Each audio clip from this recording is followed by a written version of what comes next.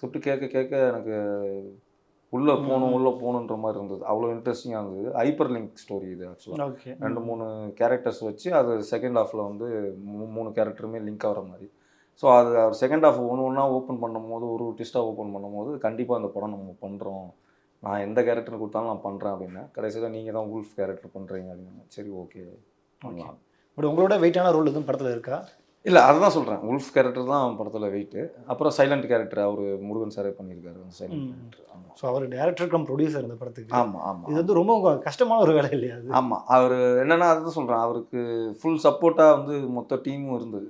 இல்லைன்னா அவர் இவ்வளோ எப்பவுமே கஷ்டப்பட்டு தான் வெளியே கொண்டு வந்திருக்காரு. அதான் ஒரு பிரசவம் பார்க்குற மாதிரி தான் படத்தை வெளியே கொண்டு வந்திருக்காரு. பட் அவருக்கு சப்போர்ட் நாங்கள் எல்லாருமே மேக்ஸிமம் என்ன பண்ண முடியுமோ அது பண்ணோம். டெக்னீஷியன்ஸாக இருக்கட்டும், ஆர்டிஸ்ட்டாக இருக்கட்டும், எல்லாருமே படம் நல்லா வரணும் அப்படின்றதுக்காக தான் உழைச்சோமே தவிர்த்து, எனக்கு அது கொடு இது கொடுன்னுலாம் யாரும் எந்த தொந்தரவும் பண்ணல.